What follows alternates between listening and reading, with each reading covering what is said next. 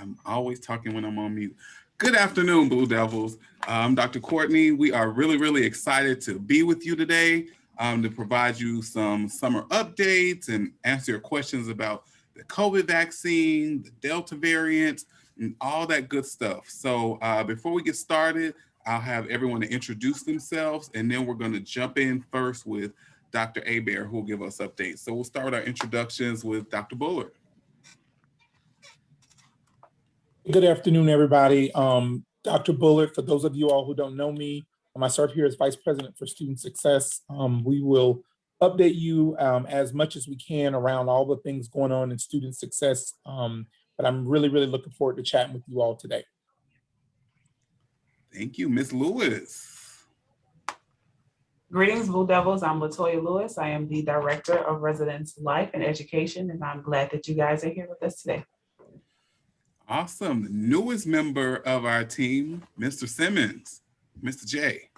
Good afternoon, Blue Devils. Mr. J here. I serve as Assistant Dean for Student Advocacy and Support, and I'm also very honored to be here this afternoon to share some information with you all. Thank you. And before Dr. Aber starts, just a quick reminder, everyone, if you have questions that you did not send in already, because we'll get to those, please feel free to put them in the Q&A box or the chat box. And I see y'all have already started. So without further ado, we will kick things off with our distinguished Chief Medical Officer, Dr. Corey Aber. Hello, everyone. I'm really glad to be here. I know everyone is a little antsy and concerned about some of these things that you've been hearing in the news. For a little levity, I think Dr. Bullard and Latoya have the same office. I'm just kidding. Anyway, I just kind of want to start a little levity, folks, because you know what's happening right now is serious. It's very serious. And if you have been paying attention to everything we've been telling you for the last 6 months at Bullard, we've told you to keep these masks on. We've told you to get vaccinated. We've told you all these things because we knew that these things were going to progress, and we knew that there were going to be more variants, and we knew that things were going to get a little bit more technical, and a little more difficult as time goes on. So today, in the New York Times, the latest article was basically saying that, you know, across the country, the COVID-19 numbers are surging. Now, don't get me wrong. We're not going to get back to that 600,000 people dying, another 600,000. That's not going to happen because the amount of people that have been vaccinated are really good. But the amount of people that are going to look like African Americans and poor people, those numbers are going to rise because we have not been vaccinated. So what I will tell you is that it's important that you continue to wear your mask. It's important that you continue to make sure that you keep your hands washed and keep your distance a little bit. The Delta variant, which is a 12 mutation variant. It used to be called the Indian variant, but it obviously politically incorrect. That shouldn't be. So we've changed the nomenclature from these geographical areas, which can be a little bit racist, to the Greek alphabet. So some of you that may be pledging, if you've gotten your vaccine and you can participate in these types of things, you know, it's alpha, beta, gamma, delta, epsilon, zeta, eta, theta, kappa, lambda, mu, nu, xi, omicron, pi, rho, sigma, epsilon, pi, chi, psi, omega, right? So Delta is pretty early. Lambda is in Peru. That variant right now, it is a variant of interest, not necessarily a variant of concern yet, but 70% of the people in Peru have actually gotten this variant, and it's a problem too.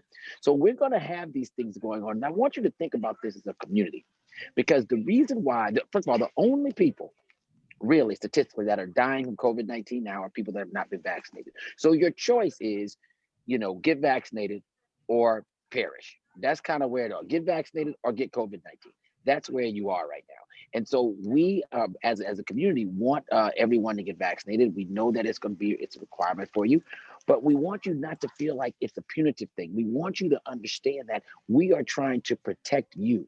You know, I have some anecdotes here. People are talking about the myocarditis thing. Oh, I don't want to get myocarditis. This is your family. You know, people saying it's the side effect.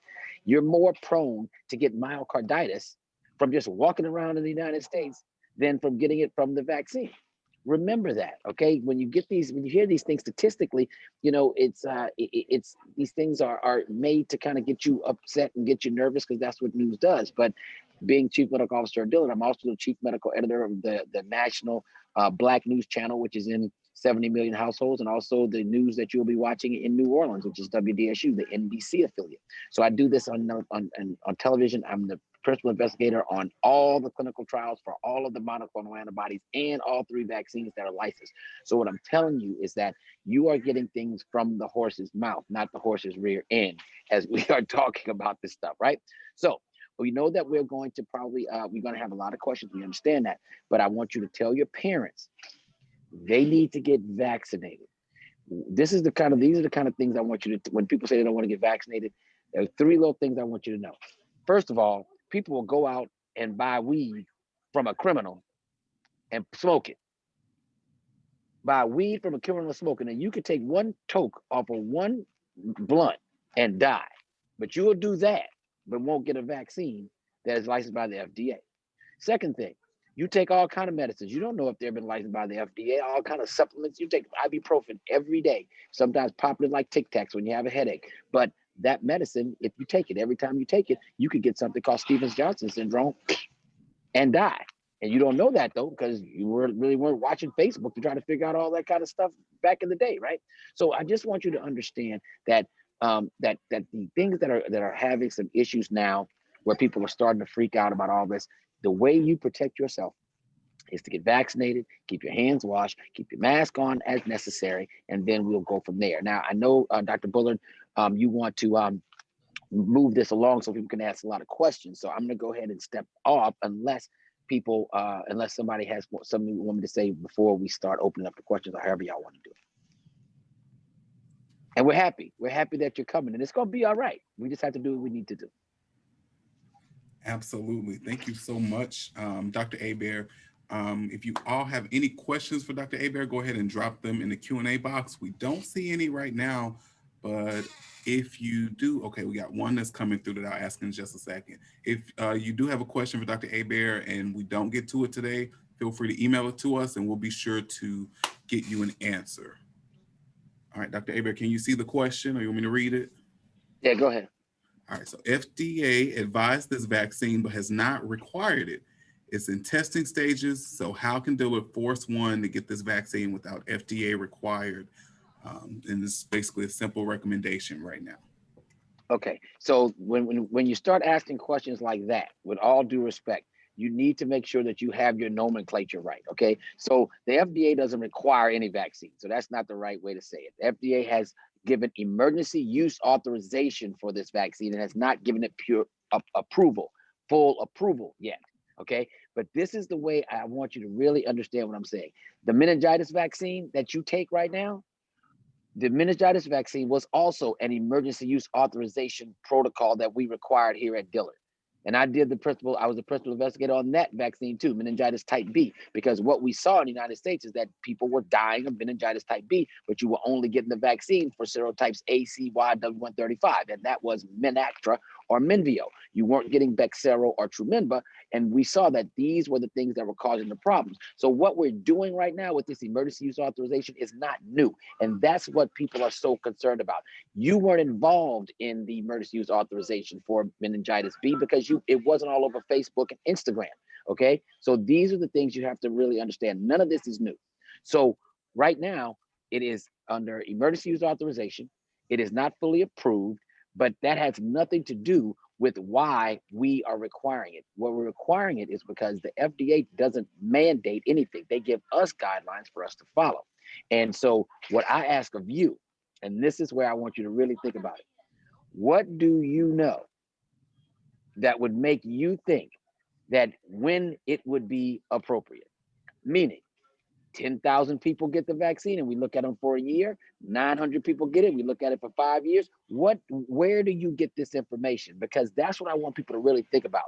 You don't understand, nor do you know the specifics about the way that these protocols go through. So what you have to do is listen to trusted people that have been doing this for 25 years, 30 years to say, this is what you need to do. And I'm going to step one step further here. You got to think about if rich white people are dumpster diving and going to black neighborhoods to get the vaccine because they're out of it in the white neighborhoods, you need to line up and get the vaccine.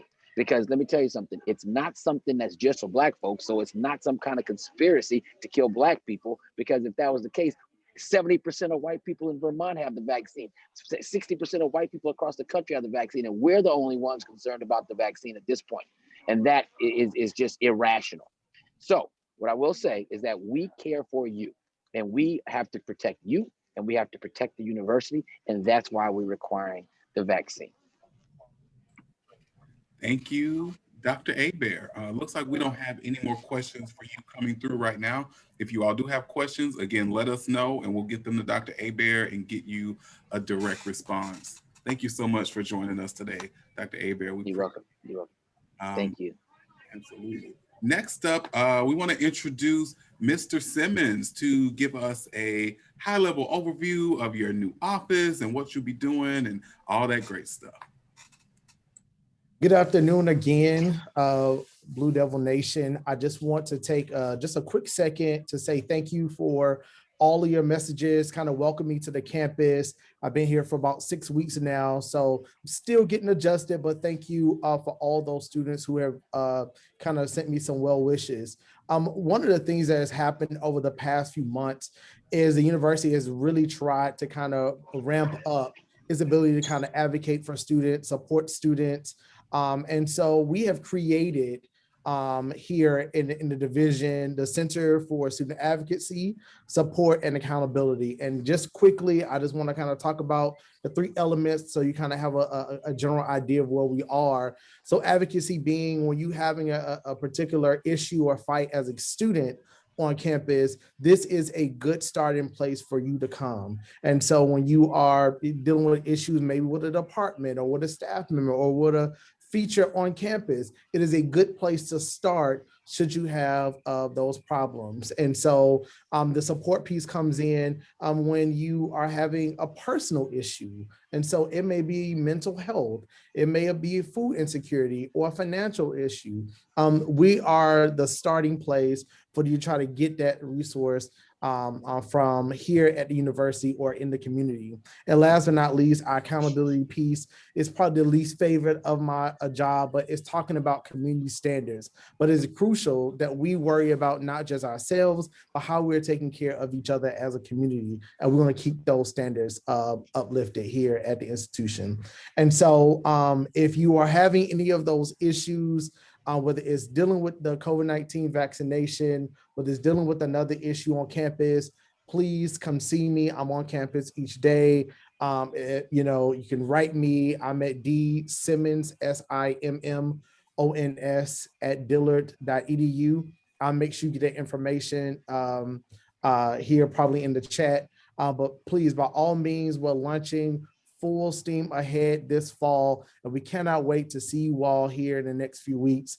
And please let me know how I could be of assistance to you, whether it comes to advocacy, support, or accountability. So thank you so much. I can't wait to see you all in a few weeks. Awesome, awesome. Thank you so much, Mr. J. Now let's hear from Miss Lewis.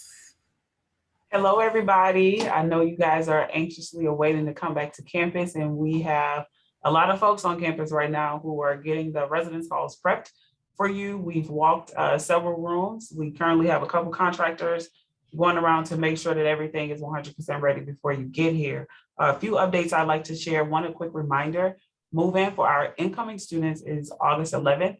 Your move-in time is from 7 a.m. to 3 p.m. Move-in for continuing students is August 13th.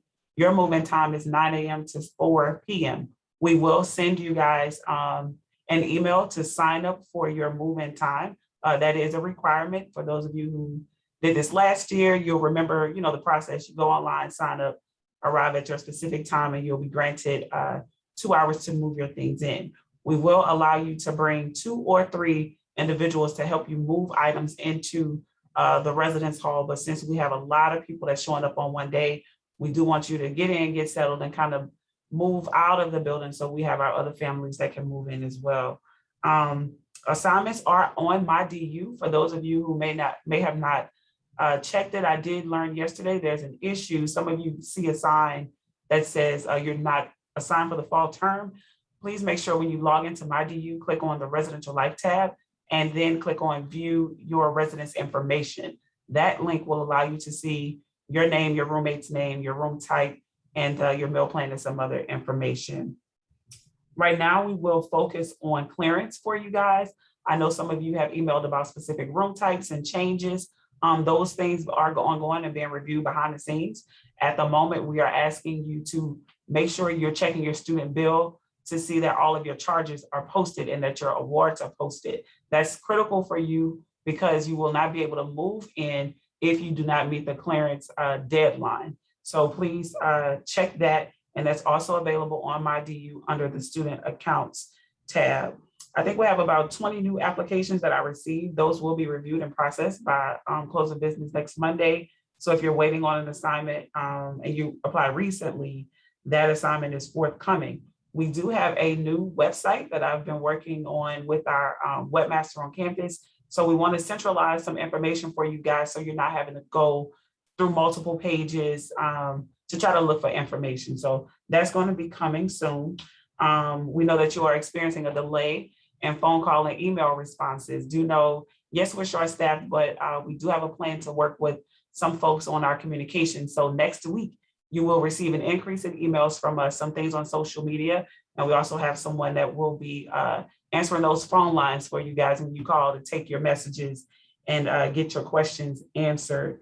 And then lastly, just make sure you check out the email that we send out to sign up for your move-in time. That's going to be critical. You're not required to sign in when your roommate arrives or anything like that, but you are required to show up on your specific date. So for those of you who may attempt to come early, please understand you must arrive on your contract start date. For continuing students, that's August 13th. And new students, we will see you on August 11th. Awesome. Thank you so much, Ms. Lewis. Appreciate you answering those questions. Next up, we'll have Dr. Bullard, who will talk to us a little bit about some of the questions we've been receiving regarding the vaccine, operations in the fall, and all that good stuff. So Dr. Bullard. Okay, thanks, Dr. Courtney. We've received a number of questions and a number of them have been answered at this point. And so if you don't, after I'm done, if you don't see or hear the answer to your question, please do. And you can still do it now. If you want to just drop it in there, we'll make sure that we get to it in the limited time that we have together this afternoon.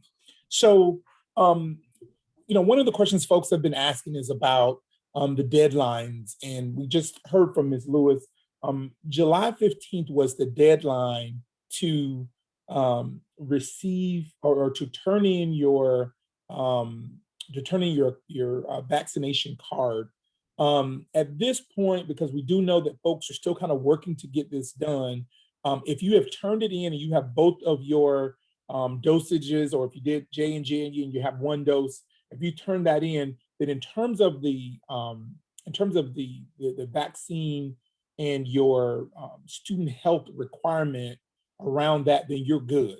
Ms. Lewis will continue to process your housing assignment and you're clear to go.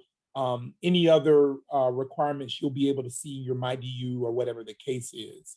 Some of you all have put forward an accommodation request. So if you put in something for an exemption, and if that is the case, then those will be turned around pretty quickly at this point. I believe that they're kind of moving to I think around a 48-hour or 72-hour. Mr. Simmons, do you know how long those are taking? On average, you'll receive some kind of response within 72 hours, Okay. typically. And the committee will be meeting soon to kind of address those who may have come in recently. Beautiful. Okay, so yeah. So and I know that again, those are time sensitive, but at this point we're past the deadline, and so we'll do everything we can to turn those around. However, if it does get approved, then we'll talk with you about what that looks like. But at this point, if it does not get approved, then you should also be queued up to make arrangements to go ahead and get vaccinated just as quickly as you can. What you do need to do, though, is to be in contact with our offices to let us know what your intentions are.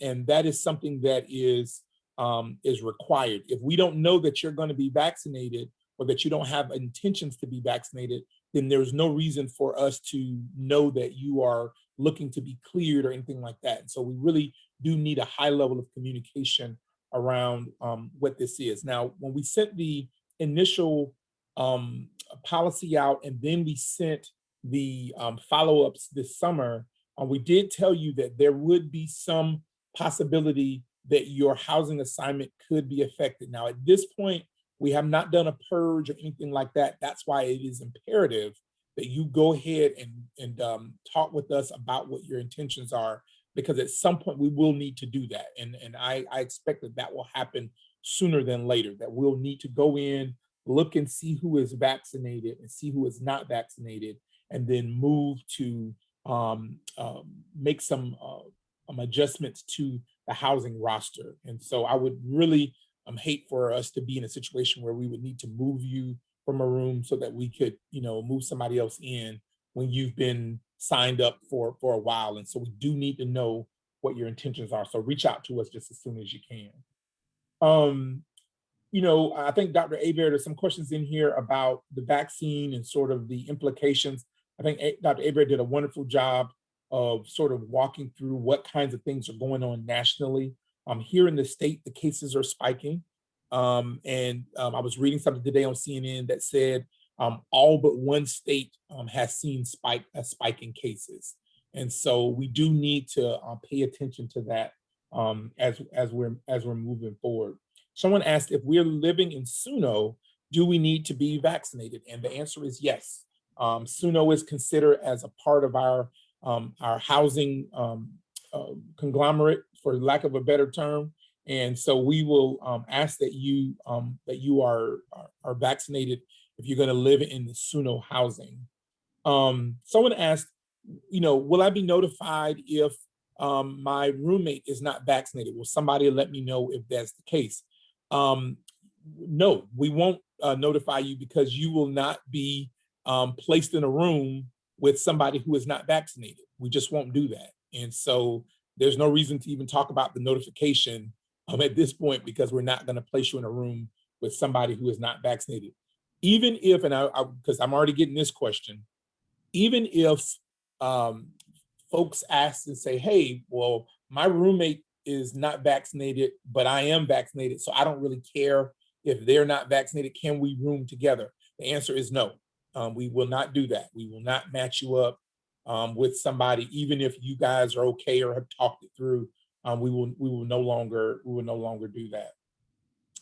One of the folks asked about the vaccine and kind of what happens now. So we're at July the 16th, and how do I, what's the path forward if I have not gotten the vaccine taken care of? And really and truly, especially I think the move-in for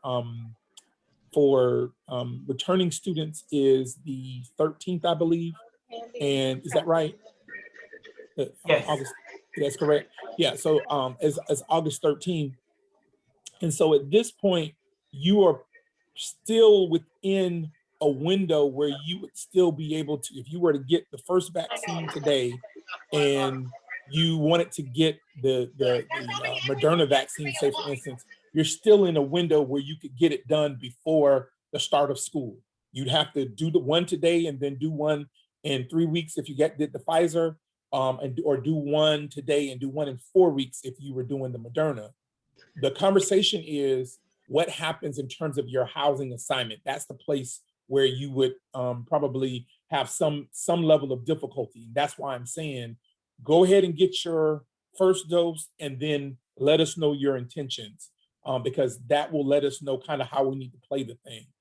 Also, Dr. Bullard, yes. they can also they can get the Johnson & Johnson, yeah, the one dose, and be done. And just so people, I want people to understand, everybody once again has all this issue with, oh, the Johnson Johnson this, Johnson Johnson that.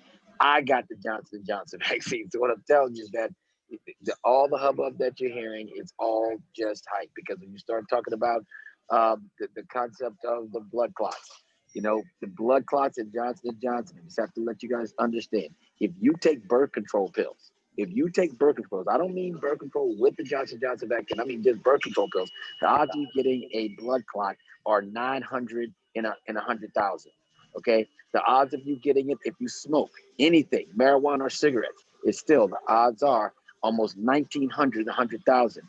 The odds of you getting the Johnson & Johnson vaccine and getting a blood clot are 19 in 100,000. So you're doing all these other things, and like I said, and you're not looking at the statistics in a way that makes sense. So if you want to get this thing done, go get the Johnson & Johnson, and then you don't have to worry about it. It's over. So I just wanted to throw that in there. Yeah, that's a good word. We talked about the pieces. So I haven't said this, but student health at Bullard.edu, that's been in all the communications. That's where you're going to send your copies of your vaccine cards and that kind of thing. Not only would you turn it in then, but also keep it so that you have it available when it's time for move-in. I'll let Dr. Courtney grab some of these questions around social distancing and event attendance and this kind of thing. But generally speaking, we're going to try to return to, sort of business as usual. What we will do is in certain cases, based on who will attend the event, how large the event will be, we may say, okay, everybody, we're going to have this event, but mask on. Those kinds of things may happen. I'm just going to put that out there because there's no way at this point for us to know what kinds of events that we will have that will, that we will be able to sort of, make a case based on the individual event or whatever the case is. So primarily though, we really want to move back to sort of business as usual. And so we really do need your help to get as many folks vaccinated as we possibly can, because we just think it's important. And we know that it has proven already to keep folks safe. Right now, I have an aunt down in South Florida who's on a ventilator, and it is killing me because I really tried to work with her to get her vaccine, and she just did not feel comfortable with it. And right now she's fighting for her life. And so as we're talking through this, and she has these underlying conditions, as we talk through this, I'm thinking about her, and I'm saying to you all that this is very, very personal to me as we're moving forward, to make sure that everybody that I know, and I care about all of you, to get this vaccine, because it can be a lifesaver. It really can. And so do your best to make sure that happens. I'm wanting to make sure I hit all of the questions that that are on here. I think we've hit the majority of them, but again, drop them into the chat if there's something that we're missing.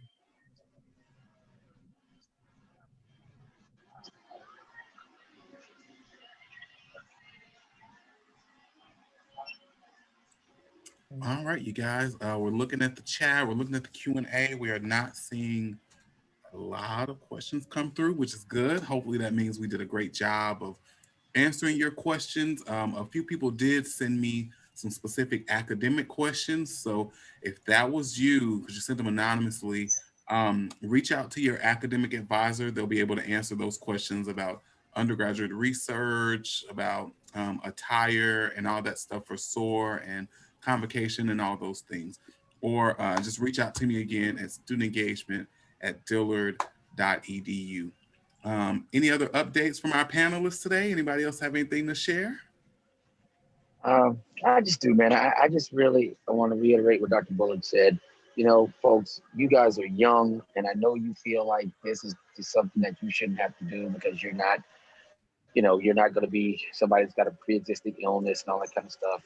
But the point is that the virus can only mutate.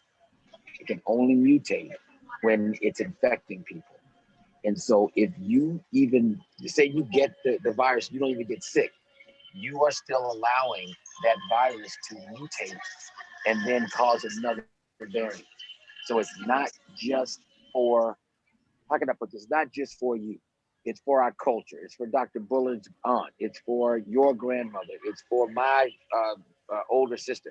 It's for our culture, because too many of us have died. And right now we can't afford to have anybody else die, especially one of you. So please, or one of your parents. So please get vaccinated and take care of your business. But thank y'all. We can't wait to see you. Can't wait to see you. Thank you, Dr. Abear, and thank you all for joining us today. We'll keep the line open for another minute or so in case you have any questions. So if you do have any questions right now, please drop them in the chat box or the Q&A box. If you're wondering, who do I contact with some of these questions? In the chat box, we've also provided that information, but any questions about vaccines, student health, Dr. Abear, you can send those to studenthealth@dillard.edu. To find out about housing and Ms. Lewis, send those to housing@dillard.edu. If you're trying to reach Mr. J, his email is dsimmons@dillard.edu. If you're reaching out to Dr. Bullard, he is dustudentsuccess@dillard.edu. As always, you can reach me or any of those other kind of questions. You're wondering, where does this go? Send those to studentengagement@dillard.edu, and we will be sure to answer those. We do have someone with a question about out-of-state insurance. Reach out to us at studenthealth@dillard.edu so we can answer that question specifically for you because it would depend on who you are. So send that to us. We'll be sure to get you a very quick answer to that. And then again, for those questions very specific to housing, email those to housing@dillard.edu. As you all know, everyone's circumstances are different. So some of the questions we just can't answer live because it would vary from person to person. So feel free to contact us directly with those. We really appreciate you all joining us today. It was great to see so many folks online. We are really excited about this semester. We've got some great things planned for you. Be sure to keep an eye out to Twitter and Instagram and the website and of course your email. And we will be in touch very soon. You all have an amazing weekend and we look forward to seeing you in just a few weeks.